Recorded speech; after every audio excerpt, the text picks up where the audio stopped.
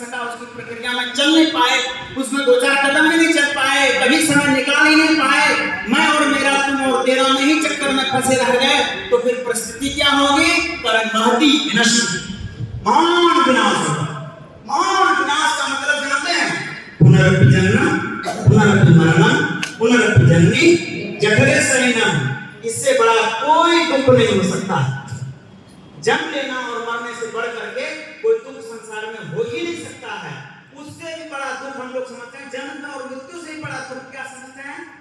ये संसार में कोई कुछ बोल दिया, थोड़ा अपमान कर दिया, थोड़ा धन हानि कर दिया, या और भी कुछ थोड़ा सा टेंशन दे दिया, आपके विषय में कुछ चर्चा केवल कर दिया, बस टेंशन हो गया, इसको हम कष्ट समझते हैं। यह कष्ट नहीं है। भगवान भाष्यकार स्वयं अपने पद में लिखते हैं, पुनरपि जन्म पुनरपि मरणम पुनरपि जननी जठरे शयनम। ये सबसे बड़ा दुख है। ये संसारे फल दुष्टारे कृपया पाहि पाहि मुरारे भज गोविंदम गोविंदम भज मूढ़मते, कहा करके भगवान भाष्यकार कहते हैं। इस जन्म में रहते रहते परमात्मा को जान लिया तब तो ठीक है, और नहीं जान पाया तब तो बहुत बड़ी हानि। यदि जान लिए तो क्या हो जाएगा? बोले संसार में जितने प्रकार के कष्ट हैं सभी कष्ट खत्म हो जाएगा। वो कैसे? तो दूसरे उपनिषद में कहा है, विद्यते हृदय ग्रंथिस् छिद्यन्ते सर्व संशया क्षीयन्ते चास्य कर्माणि तस्मिन् दृष्टे परावरे परमात्मा दृष्टि सति। उस परमात्मा को जो आपने देख लिया, इस संसार में जितने प्रकार का विद्यते हृदय ग्रंथिस्, जितने प्रकार के कुंठा हमारे अंदर में, कुंठा से गांठ, बहुत प्रकार के हमारे अंदर में ग्रंथियां पड़ी हुई है। किसी से नफरत की ग्रंथियां, किसी से प्रेम की ग्रंथियां, किसी को धन की ग्रंथि है, किसी को अभी सूर्य देहाभिमान की ग्रंथि है, किसी को शास्त्र की ग्रंथि है। मैंने शास्त्र बहुत पढ़ लिया, अभी महाराज साहब सूर्य विष्णु को बात देहाभिमान शास्त्राभिमान क्या क्या बोल रहे थे अपनी भाषा में, इतना समझ में आएगा? देहाभिमान ये सब क्या ग्रंथि है? विद्यते हृदय ग्रंथि छिद्यन्ते सर्व संशया। और किसी के प्रति संसार पता नहीं, जो भक्ति कर रहा हूँ भक्ति से हमें लाभ मिलेगा कि नहीं, जो परमात्मा का अनुष्ठान कर रहा हूँ उससे लाभ मिलेगा कि नहीं, जो हम होम जाप तप यज्ञ दान पुण्य कर रहे हैं उससे हमें लाभ मिलेगा कि नहीं, मिलेगा कि नहीं, मिलेगा कि नहीं, इस प्रकार का जो संशय है, ये संशय सब खत्म हो जाएगा। विद्यते हृदय ग्रंथि छिद्यन्ते सर्व संशया क्षीयन्ते चास्य कर्माणि।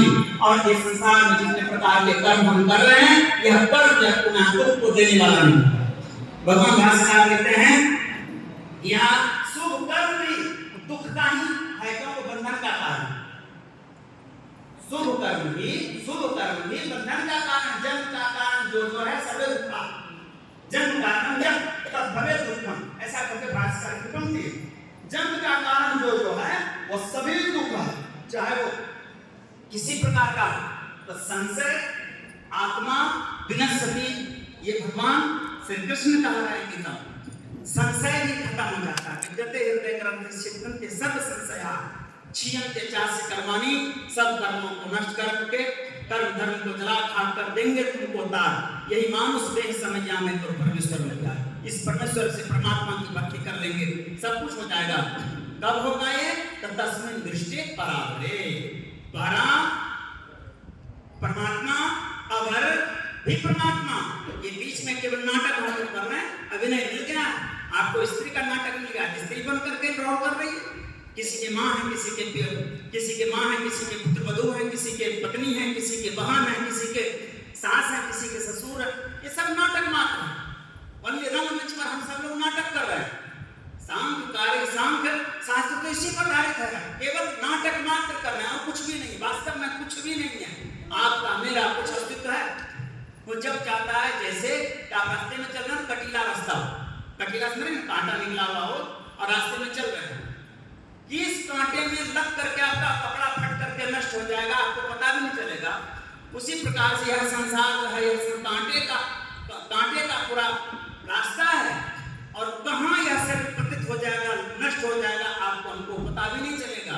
या जितने नया कपड़ा है तो दिन तक चलेगा, नया कपड़ा में भी कांटा लग जाएगा तो वह खत्म हो जाएगा, पुराने कपड़े में भी कांटा लग जाएगा तो ऐसे भी चला जाएगा, पुराना कपड़ा होगा तो नया कपड़ा भी चला जाएगा। अर्थात हमारे जीवन का जो यह मकसद है, हमारे जीवन का जो तात्पर्य है, यदि उस बराबरी परमात्मा का दर्शन नहीं करते हैं, निश्चित रूप से आप क्या होगा, नौचेत कवेली महती विनष्टि का स्थिति बन जाएगी। महती विनष्टि जब तक रहेगा आपके जीवन में, महान भय में पड़े रहेंगे, रोज लड़ाई झगड़ा, मार पीट, गुस्सा, परेशानी, कुछ लेना कुछ देना, बस इसी में संसार में जब आप मगन यदि रह जाते हैं, इसी में यदि अपने आप को लगा लेते हैं, तो निश्चित रूप से हमारा आपका जीवन जो है वस्तुतः लक्ष्य की प्राप्ति नहीं हो पाएगी। वास्तविक जो हम चाहते हैं, प्रत्येक व्यक्ति एक थोड़ा सा और बोल करके मैं शांत करूंगा अपनी बात को, विचार करें। आप लोग जो लोग हिंदी भाषा समझ रहे हैं, सब लोग समझिए, विचार कीजिए, तो वास्तविक लक्ष्य आपका क्या है? सुख। प्रत्येक काम के पीछे सुख है, प्रत्येक काम के पीछे। इतने भयंकर गर्मी में बाहर धूप में बैठ करके आप हवन कर रहे हैं, आज के पास जिनको जाना संभव नहीं है, फिर आपके पास बैठ करके आंख से रुमाल से आप आंसू भी पोंछ रहे हैं, आंख में आंसू आते हैं, आंसू भी पोंछ रहे हैं और सुहा भी कर रहे हैं। किस लिए? सुख प्राप्ति के लिए। भोजन कर रहे हैं किस लिए? सुख प्राप्ति के लिए। दूध दही मक्खन खा रहे हैं किस लिए? सुख प्राप्ति के लिए। सुख तो चाहते हैं, किंतु सुख कैसे प्राप्त करें वो आपके पास में नहीं। कहाँ है? संत मंडली के पास में। उनसे आप सीखिए। वह क्या सिखाएंगे? कि संसार की कोई वस्तु पर आपको विश्वास करने के लिए कहकर मत करो विश्वास। किस पर विश्वास करो?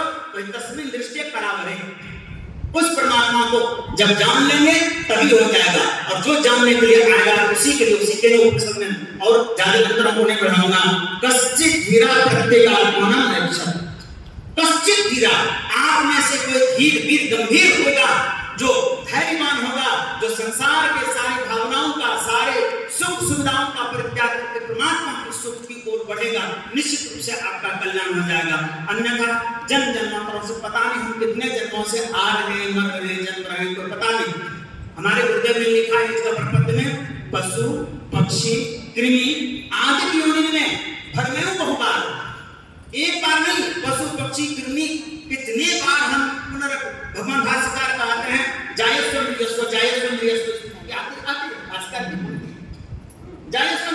उत्पन्न लेता मरना, मच्छर होता है उत्पन्न लेता मर जाता है, नाली में कीड़े उत्पन्न होता है मर जाता है।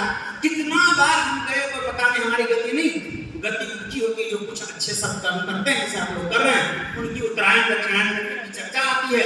यदि आप अपने जीवन जीते लोग संसार में भी सुखी होना चाहते हैं और शरीर छोड़ने के बाद भी सुखी होना चाहते हैं, तो जैसे ये संत लोग आदेश दें, उस संतों के आज्ञा का पालन कीजिए। निश्चित रूप से आपके जीवन में सुख शांति और समृद्धि की पराकाष्ठा रहेगी। अब हम लोग जो है यह विचार न करें कि समय अभी हमारा क्या होगा। अभी मैक्सिमम जहाँ पर सीनियर सिटीजन के लोग बैठे हैं, एक दो को छोड़ करके बाकी सीनियर सिटीजन मतलब हमारे भारत सरकार के करते 60 वर्ष से अधिक हो गए तो सीनियर सिटीजन के हो, अधिकतर सीनियर सिटीजन के लोग बैठे हुए हैं। कहाँ गया आपका बेटा पोता पुतहु, कहाँ चला गया? उनको जरूरत नहीं है क्या शांति की? उनको सुख शांति की जरूरत नहीं, केवल आपको बूढ़े लोगों को जरूरत है। फिर भी जब जगे तब सवेरा, जब आपको आ जाएगा तब परमात्मा के लिए प्राप्ति के लिए संतों के संग शरण में आइए, असंतों के शरण में आकर के उस सुख शांति समृद्धि की प्राप्ति के लिए, नित्य अभ्युदय की प्राप्ति के लिए अपने जीवन को सार्थक करने का प्रयास कीजिए। इन्हीं शब्दों के साथ मैं अपने वाणी को विराम देता हूँ। एक बार प्रेम से बोलिए बांके बिहारी लाल की जय, जय श्री राधे।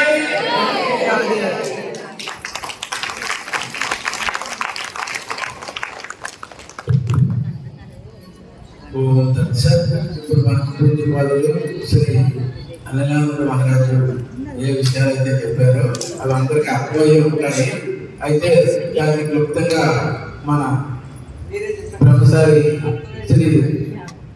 శ్రీ ఓంకారానంద స్వామి వారు క్లుప్తంగా చెప్తూ వారి యొక్క సందేశాన్ని కూడా మనకి అందించవలసిందిగా మనకు